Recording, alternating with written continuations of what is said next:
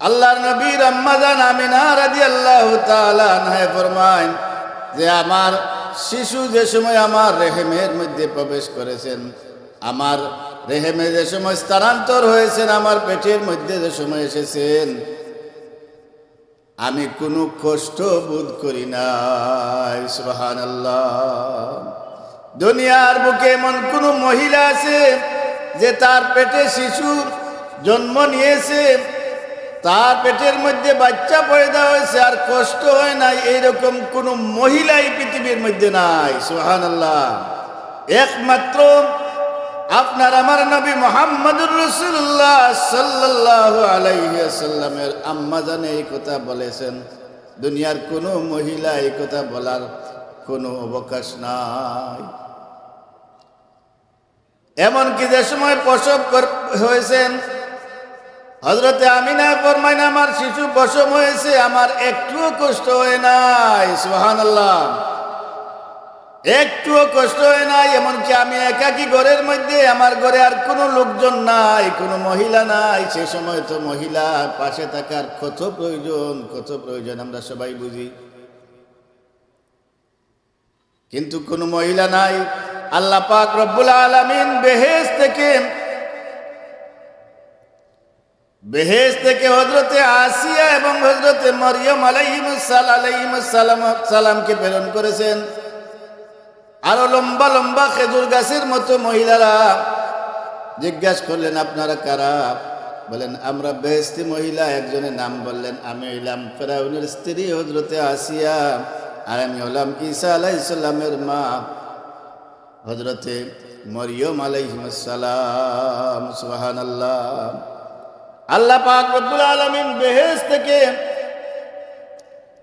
বেহেশত থেকে সাহায্যকারী পাঠাইছেন,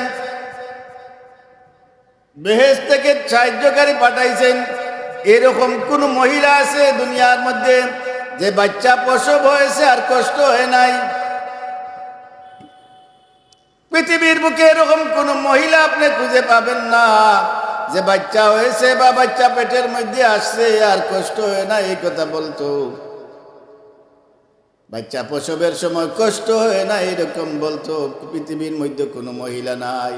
একমাত্র আপনার আমার নবী রাহমাতুল লিল আলামিন জনাবে মুহাম্মদুর রাসূলুল্লাহ সাল্লাল্লাহু আলাইহি ওয়াসাল্লামের আম্মা হযরতে আমিনা ফরমায় আমার বাচ্চা আমার পেটের মধ্যে আমি কোনো কষ্ট অনুভব করি নাই, আমার বাচ্চা প্রসবের সময়ও কোনো কষ্ট অনুভব করি নাই। হাজিরিনে কেরাম, যে সময় মুহাম্মদুর রাসূলুল্লাহ সাল্লাল্লাহু আলাইহি সাল্লাম এই দুনিয়াতে তশরিফ আনলেন, তশরিফ আনার পরে দেখা যায় তখনকার প্রথা অনুযায়ী অন্যান্য স্থান থেকে মহিলারা দুধ দানকারী মহিলারা আসতো। সেই হিসাবে অনেক মহিলারা মক্কার ভূমিতে আসছেন শিশু নেওয়ার জন্য। হযরতে হালিমাতুস সাদিয়া রাদিয়াল্লাহু তাআলা আনহা এদের সঙ্গে আসতেছেন, কিন্তু তিনির উটটা ছিল অত্যন্ত দুর্বল, বাহনটা ছিল অত্যন্ত দুর্বল, যার কারণে সবাই ওনাকে পিছনে ফেলে সবাই আগে আগে আসছে। আগে আগে আসে আর ধনী ঘরের শিশুদেরকে ওরা লইয়া চলে গেছে। একেবারে শেষে উনি আসছেন, আসার পরে একজন বৃদ্ধ পুরুষকে পাইলেন, পাইয়া বললেন বাবা অত্র এলাকায় মক্কার জমিনে কোনো শিশু আছে? এই বৃদ্ধ বললেন মাগো আপনার নাম কি? উনি বললেন আমার নাম হালিমা। বললেন আপনি কোন গোত্রের লোক? উনি বললেন বনু সাদ গোত্রের লোক। সুবহানাল্লাহ। এই কথা শুনিয়াই এই বৃদ্ধ মানুষটা হাসিয়া দিলেন। বললেন বাবা আপনি হাসলেন কেন? বলে আমি হাসলাম এই কারণে, আমি হাসার কারণটা হলো আমি আগেকার যুগের কিতাব, আসমানি কিতাবগুলা পড়েছি। সেই কিতাবগুলার মধ্যে আমি লেখা পাইছি যে আখেরি জমানার নবী যে হইবাম এনরে দুধ যে পান করাইবা এর নাম হইব হালিমাতুস সাদিয়া, বনু সাদ গোত্রের মহিলা হইবা। যদি বলেন সুবহানাল্লাহ। আল্লাহর নবীরে খেয়ে দুধ পান করাইবাম, সেই কথাটা পর্যন্ত উনি দুনিয়ায় আসার অনেক আগে লেখা ছিল। যদি বলেন সুবহানাল্লাহ। সবাই বলি সুবহানাল্লাহ। হাজরিন, এরপরে যে সময় হযরতে হালিমা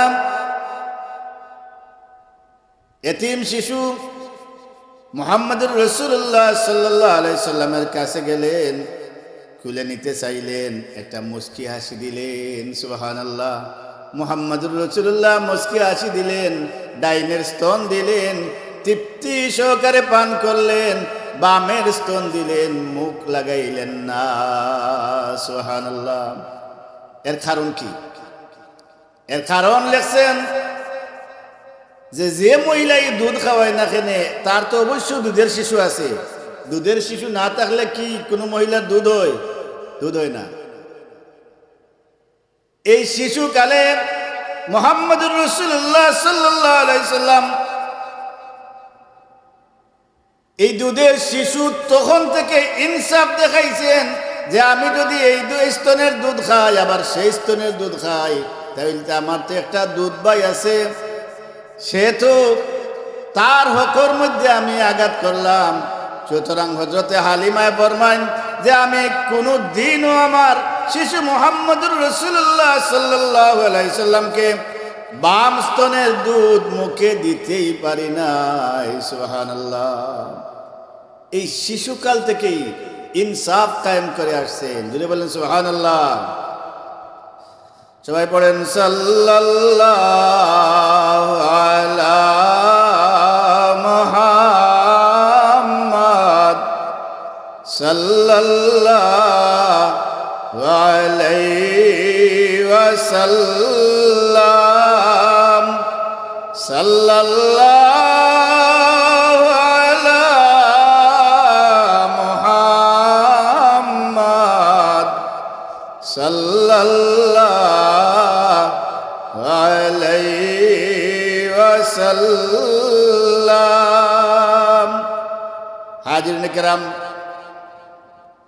এরপরে যে সময় হযরতে হালিমা শিশু মুহাম্মদ সাল্লাল্লাহু আলাইহি সাল্লামকে নিয়ে বাহনের মধ্যে উঠলেন, দেখেন সেই বাহনটা আগে ছিল দুর্বল। যে সময় মুহাম্মদুর রাসূলুল্লাহ সাল্লামকে নিয়ে এই বাহনের মধ্যে উঠলেন, এই বাহনটা এত হৃষ্টপুষ্ট হইল, এত শক্তিশালী, এত মোটা তাজা হইল যে এমনভাবে চলা আরম্ভ করলো, আগে যে সমস্ত মহিলারা শিশুদেরকে নিয়ে চলে গেছেন ওদেরকে পিছনে রেখে ওই বাহনটা চলে যাইতেছে। যদি বলেন সুবহানাল্লাহ। সেই সব মহিলারা জিজ্ঞাসা করেন, গো মা হালিমা, এই বাহন কি তোমার আগের বাহন না নতুন কোন বাহন? হালিমাতুস সাদিয়া রাদিয়াল্লাহু তাআলা আনহা ফরমান যে এই বাহনটা আমার সেই আগেরই বাহন। যদি বলেন সুবহানাল্লাহ। এটার মধ্যে এত স্পিড বাড়লো, এরপরে যে সময় ওনার ঘরের মধ্যে যান, ঘরের মধ্যে শুধু বরকত আর বরকত শুরু হয়ে গেল। সুবহানাল্লাহ। এমনভাবে বরকত হইল যে উনার বেড়া দুম্বা যে মাঠে যায়, যে মাঠেই যায় না কেন সেই মাঠে গিয়েও খাওয়া দাওয়া করিয়া হৃষ্টপুষ্ট হইয়া পুরা দুধালো হইয়ায়। যদি বলেন সুবহানাল্লাহ। দুধে ভরপুর হইয়ায়। এমনকি পার্শ্ববর্তী বাড়ির মেষ রাখালদেরকে মালিকেরা বলে যে তোমরা হালিমার বেড়া দুম্বা যে মাঠে রাখে সেই মাঠে গিয়ে রাখো না কেন? ওরা বলে যে আমরা তো সেই মাঠেই রাখি, কিন্তু ওরা ওদের গড়ের বেড়া দুম্বা গুলা এইরকম হৃষ্টপুষ্ট হয় না, এইরকম পেট ভরপুর করিয়া আসে না। এমনভাবে বরকত শুরু হইল। এই বরকত রহমত এমনকি হযরতে হালিমাতুস সাদিয়া দেখেন, স্বপ্নে দেখেন যে উনার ঘরে আকাশের চন্দ্র তো এসেছে। যদি বলেন সুবহানাল্লাহ। এরকম অনেক আশ্চর্য আশ্চর্য স্বপ্ন দেখছেন। হাজিরিন কিরাম, এই মিলাদুন নবীর আলোচনা, আল্লাহর নবীর মুহাম্মদুর রাসূলুল্লাহ সাল্লাল্লাহু আলাইহি ওয়াসাল্লাম মিলাদুন নবীর আলোচনা যুগে যুগে উলামায়ে কেরামরা, এমনকি এই মিলাদুন নবীর মাহফিল সাহাবায়ে কেরামরা পর্যন্ত করেছেন। হযরত আব্দুল্লাহ ইবনে আব্বাস রাদিয়াল্লাহু তাআলা আনহু উনার ঘরে আল্লাহর নবীর জন্মকালীন অলৌকিক ঘটনাগুলা বর্ণনা করতেছেন, বয়ান করতেছেন, আলোচনা করতেছেন উনার ঘরের মধ্যে। এমত অবস্থায় হুজুরে পাক সাল্লাল্লাহু আলাইহি ওয়াসাল্লাম তশরিফ নিয়েছেন, উনি আলোচনা বন্ধ করেছেন। বললেন, আপনি আলোচনা বন্ধ করলেন, কি আলোচনা ছিলেন? বলে, ইয়া রাসূলুল্লাহ, আপনার মিলাদের আলোচনা আমি করতেছিলাম। আমরা করতেছিলাম, যখন আপনি আসছেন আর মিলাদের আলোচনা করার প্রয়োজন নাই। বললেন তোমরা আমার জন্মের আলোচনা করেছো। আল্লাহ নবী তখন বলেছেন হাল্লাত লাকুম শাফাআতি ইয়াউমাল কিয়ামাতি, তোমরা যে আলোচনা করছো তো এই আলোচনার কারণে আমি নবী কিয়ামতের দিন তোমাদেরকে সুপারিশ করিয়া জান্নাতে নেওয়া ওয়াজিব হয়ে গেল। সুবহানাল্লাহ। তাইলে এরকম মহফিল করাতে লাভ আছে না নাই? সবাই বলেন লাভ আছে না নাই? যারা এই মহফিলে খরচ করতেছেন, সাহায্য সহযোগিতা করতেছেন, এই খবর কি মদিনাওয়ালা মদিনা শরীফ থেকে জানতে পারেন কি পারেন না? এরকম অনেক হাজারো হাজারো ঘটনা আছে। আল্লাহ নবীর ইশকে মুহাব্বতে মজিয়া যদি কেউ কোনো কাজ করে, বিশ্বের যে কোনো প্রান্ত থেকে করুক, সেই খবর যদি আল্লাহর হাবিবর ইশকে করিয়া থাকে, তাহলে সেই খবর আল্লাহর নবী মুহাম্মদুর রাসূলুল্লাহ সাল্লাল্লাহু আলাইহি সাল্লামে রওজাতুল তাকি জানতে পারেন কি পারেন না? পারেন। তার একটা প্রমাণ আমি দেই। যেমন শেখ সাদি রহমতুল্লাহ আলাইহি, উনার বাড়ি কোথায়? ইরান। ইরানের কবি শেখ সাদি রহমতুল্লাহ আলাইহি, উনি এই যে আমরা যে গাই, এই লেখা আছে বালাগাল উলা বিকামালিহি, আমরা এটা পড়ি কি পড়ি না? সবাই পড়ি বালাগাল উলা বিকামালিহি কাশাফাদ দুজা বিজামালিহি হাসনাত জামি খিসালিহি সাল্লু আলাইহি ওয়া আলিহি। শেখ সাদি রহমতুল্লাহ আলাইহি এই শেরটা লিখতেছেন বালাগাল উলা। সারা আমি লম্বা করতেছি না, আমাদের পরবর্তী বক্তায় এসে গেছেন। এই যে বালাগাল উলা বিকামালিহি লেখছেন, কাশাফাত দুজা বিজামালিহি লেখছেন, হাসনাত জামি খিসালিহি লেখছেন। আর কি লিখবেন? 4 নম্বর লাইন পাইতেছেন না। সারা আল্লাহর নবীর তারিফ, আল্লাহর নবীর গুণগানে ভরা। এমতো 4 নম্বর লাইন কি লিখবেন এ নিয়ে চিন্তা করতে করতে রাত্রেবেলা ঘুমাইছেন। ঘুমানোর সাথে সাথে আল্লাহর নবীর সারা সিফত তারিফ এখানে আছে। বালাগাল উলা বিকামালিহি কাশাফাত দুজা বিজামালিহি হাসনাত জামি খিসালিহি, এই পর্যন্ত লিখে উনি আটকে গেছেন। আর কি লিখবেন পাইতেছেন না। আল্লাহর নবীর শান লেখছেন কোথায় বসিয়া? ইরানে। সবাই বলেন কোথায় বসিয়া? ইরানে বসিয়া আল্লাহর নবীর গুণগান লেখছেন 3 লাইন। 4 নম্বর লাইন কি লিখবেন পাইতেছেন না। চিন্তা করতেছেন ঘুমন্ত অবস্থায় মুহাম্মদুর রাসূলুল্লাহ সাল্লাল্লাহু আলাইহি সাল্লাম তশরিফ এনেছেন। আনিয়া বলেন হে শেখ সাদি, তুমি আটকে গেছো কেন? তুমি 4 নম্বর লাইন লেখো সাল্লু আলাইহি ওয়া আলিহি। জুড়ে বলেন সুবহানাল্লাহ। তাইলে আল্লাহর নবীর গুণগান লিখতেছেন, বলতেছেন না, লিখছেন। শুধু 3টা লাইন লিখছেন। এই খবর মদিনা শরীফ থেকে মদিনাওয়ালা জানতে পারছেন কি পারছেন না? এই যে পরিবেশের মধ্যে, প্রতিকূল পরিবেশের মধ্যে আপনারা র্যালি করেছেন না করেছেন না? এই কষ্ট যদি আল্লাহর নবীর ইশকে না অন্য কোনো উদ্দেশ্যে করেছেন? আল্লাহর নবীর ইশকে করেছেন। আল্লাহর নবীর ইশকে যদি করিয়া দেখেন, তাহলে বিশ্বাস থাকেন এই খবর মদিনাওয়ালা রওজা শরীফ থেকে জানতে পারেন। জুড়ে বলেন সুবহানাল্লাহ। আল্লাহ আমাদের এই খবরকে মদিনাওয়ালার কাছে পৌঁছাইয়া দেয়। সবাই বলি আমিন। এই প্রতিকূল পরিবেশে র্যালি করেছেন, আবার এই প্রতিকূল পরিবেশে আপনারা একটা মাহফিলের আয়োজন করেছেন। আল্লাহ এই মাহফিলকে কিয়ামত পর্যন্ত দাইম আর কায়েম রাখো। সবাই বলি আমিন।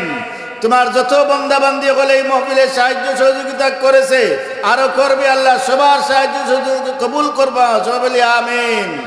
সবাই মধ্যে গানকে আল্লাহ মাফ করে দেও। সবাই বলি আমিন। হাজিরিনে কেরাম, এই মিলাদুন নবীর আলোচনা আব্দুল্লাহ ইবনে আব্বাস রাদিয়াল্লাহু তাআলা আনহু করেছেন। আবু দারদা রাদিয়াল্লাহু তাআলা আনহু এইরকম একদিন উনার ঘরের মধ্যে করতেছেন আল্লাহ নবীর মিলাদুন নবীর আলোচনা। সাহাবী, যদিও আমরা যেরকম মিলাদ পড়ি, তখন এইরকম মিলাদ ছিল না। এইরকম বর্তমানে যতটা কাজ আছে, বর্তমানে যে লেখাপড়ার যে পরিবেশ আছে, ক্লাস আছে, রুটিন আছে, বিভিন্ন বিভাগ আছে, এইরকম ক্লাস, রুটিন, প্রতিষ্ঠান, বিভাগ আল্লাহর নবীর যুগে ছিল না।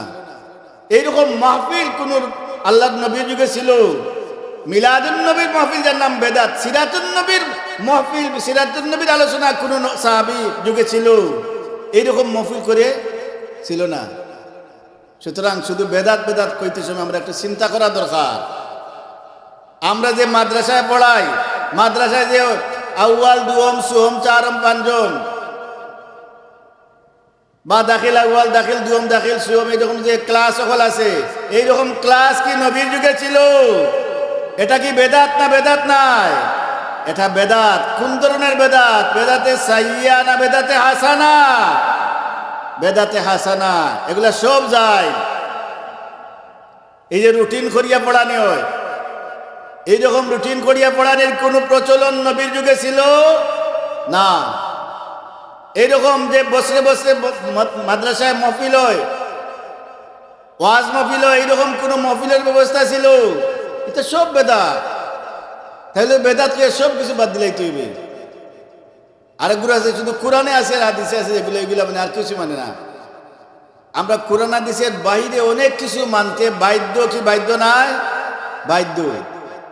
শাহজালাল মজরুদ্দে এমনি রহমতুল্লাহ আলাইহি, উনি ওলি আল্লাহ। শাহ তৈয়ব সৈলানি রহমতুল্লাহ আলাইহি আমাদের পাশে সাহিত্য, উনি ওলি আল্লাহ কি না সবাই জানেন না? জানেন না? ওলি আল্লাহ মানেন কি মানেন না? কোরআন শরীফে আছে উনি ওলি আল্লাহ, ওনার নাম আছে। হাদিস শরীফে আছে। কোরআন হাদিসের বাইরে এগুলা মানতে ওরা বাধ্য। যদিও কোরআন শরীফ ইনডাইরেক্টলি কোরআন শরীফ অবশ্যই অবশ্যই আছে।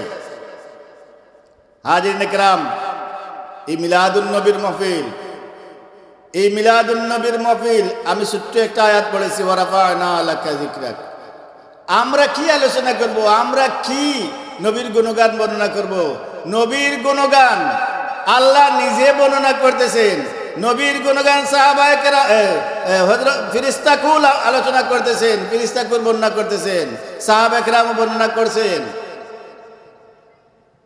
আমরা যে দুরূদ শরীফ পড়ি, এই দুরূদ শরীফ শুধু কি আমরা পড়ি না ফেরেশতাগণ পড়েন? ফেরেশতাগণ পড়েন। এই বিশ্বাস আছে না নাই? যদি বিশ্বাস না থাকে কোরআন শরীফের আয়াত মানা হবে? মানা হবে না। আল্লাহ পাক বলেছেন ইন্নাল্লাহা, নিশ্চয় আল্লাহ পাক রব্বুল আলামিন পড়েন। জুড়ে বলেন সুবহানাল্লাহ। ওয়া মালাইকাতাহু ইউসাল্লুনা আলান নবী। আমরা দুনিয়ার সব মানুষ যদি ধর্মঘট করে দুরূদ শরীফ মিলাদ শরীফ বাদ দিয়ে দেই, মিলাদ শরীফ দুরূদ শরীফ পড়া বাদ দেই, তাহলে কি মিলাদ শরীফ দুরূদ শরীফ পড়া বন্ধ হয়ে যাবে? বন্ধ হবে না। তামাম ফেরেশতাকুল মিলাদ আল্লাহর হাবিবের দুরূদ শরীফ পড়তে আছেন। হাজিরিন ইকরাম, নমাজে কাউকে সালাম দিলে নমাজ থাকবে না, ভঙ্গ হয়ে যাবে। যত বড় বুজুর্গ আসেন না কেন, আমি যদি নামাজ থাকি বলি আসসালামু আলাইকুম, নামাজ হবে। কিন্তু নবীকে সালাম না দিলে নামাজ হবে না। যদি বলেন সুবহানাল্লাহ। কাউকে নমাজের মধ্যে অন্য কাউকে সালাম দিলে নামাজ ভঙ্গ হবে, নবীকে সালাম না দিলে নামাজ ভঙ্গ হবে। আসসালামু আলাইকা আইয়ুহান নবী আমরা আত্তাহিয়াতুর মধ্যে পড়ি কি পড়ি না? যদি কেউ এটা বাদ দেয় তাহলে নামাজ হবে? নামাজ হবে না। আসসালামু আলাইকা আইয়ুহান নবী ওয়া রাহমাতুল্লাহি ওয়া বারাকাতুহু। নবীর আলোচনা ইন্দোনেশিয়া থেকে সূর্য উদয় শুরু হয়েছে। সূর্য উদয়ের আগে সুবহে সাদিক হয়, সুবহে সাদিক শুরু হয় আর ফজরের আজান দেওয়া শুরু হয়, ঠিক কি না? সুবহে সাদিক শুরু হয় আর ফজরের আজান দেওয়া শুরু হয়। এইরকম সুবহে সাদিক হইয়া আস্তে আস্তে ফজরের আজান চলতে আছে। এইভাবে অনেক জায়গায় মানে ফজরের আজান চলতে আছে, অনেক জায়গায় অনেক দেশে জোহরের আজান শুরু হয়ে গেছে। সুবহানাল্লাহ। এরকম ফজর হইতে একেবারে পশ্চিম দেশে গেছে, কিন্তু এদিকে আজান চলতে আছে, ফজরের আজান, জোহরের আজান, আসরের আজান, মাগরিবের আজান, এশার আজান, এইভাবে ফজরের আজান আবার শুরু হয়ে যায়। এখন বলেন আপনারা, এমন কোন আজান আছে যে আজানের মধ্যে নবীর নাম নাই? আছে? আশহাদু আল্লা ইলাহা ইল্লাল্লাহ বলার বলে মুয়াজ্জিনগণ কি বলেন? আশহাদু আন্না মুহাম্মাদুর রাসূলুল্লাহ। যদি বলেন সুবহানাল্লাহ। আশহাদু আন্না মুহাম্মাদুর রাসূলুল্লাহ যদি না বলেন তাহলে কি আজান হবে? আজান হবে না। শুধু আজানে নেই,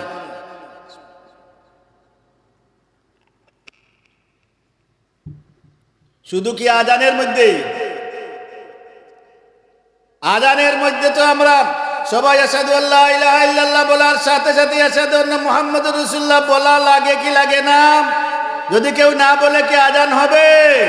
আজান হবে না, তাই শেষ না। এরপরে আকামতের মধ্যে আশহাদু আল্লা ইলাহা ইল্লাল্লাহ পরে আশহাদু আন্না মুহাম্মাদুর রাসূলুল্লাহ চলতে আছে চলতে আছে চলতে আছে, কিয়ামত পর্যন্ত চলবে। এজন্য আল্লাহ পাক রব্বুল আলামিন বলেছেন ওয়া রাফা'না লাকা যিকরাক, হে নবী আপনার আলোচনাকে আমি বুলন্দ করেছি। জুড়ে বলেন সুবহানাল্লাহ।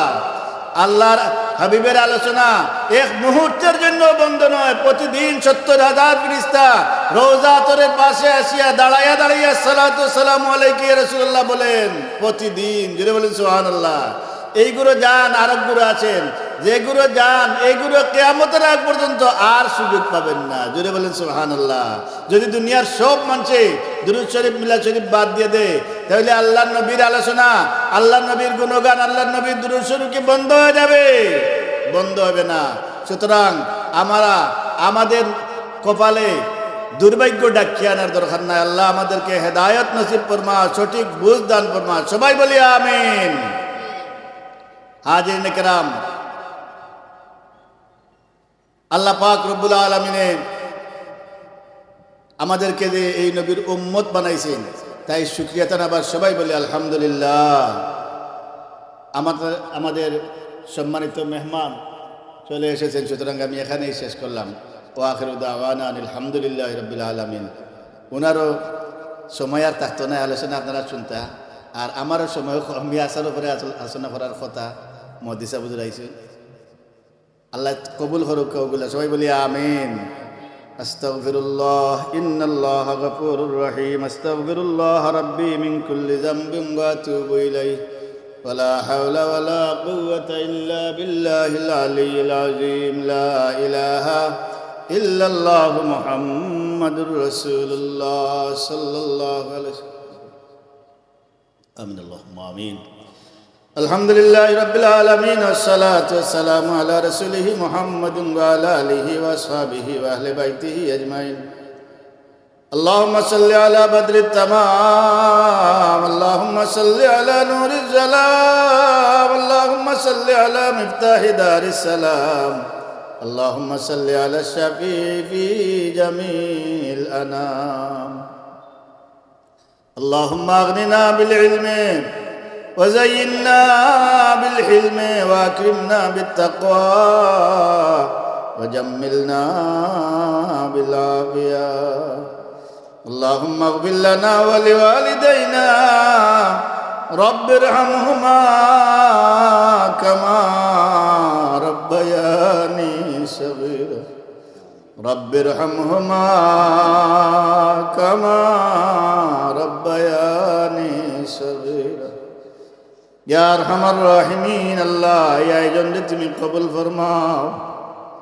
আল্লাহ আমরা এই আলোচনারে কবুল ফরমাও। আল্লাহ তোমার যত বান্দা বান্দি হলেন দেশ বিদেশ থেকে সাহায্য সহযোগিতা করিয়া এই মাহফিলটা কায়েম করছেন, আল্লাহ এরা প্রত্যেকের সদকাত রে কবুল ফরমাও। আল্লাহ এই সব কিছুর সব নিয়ে সোনার মদিনায় তোমার হাবিব রাহমাতুল্লিল আলামিনের রওজা তোর পৌঁছাই দেও। কুল উম্মতে মুহাম্মাদের तमाम মর্দেগানের কবর মাঝে পৌঁছাই দেব। সুলতানে সিলেট শাহজালাল মুজাদ্দিদ মনি রহমাতুল্লাহ আলাইহি এবং সঙ্গী সাথী 360 আউলিয়া আল্লাহর রূপে পৌঁছাই দেও।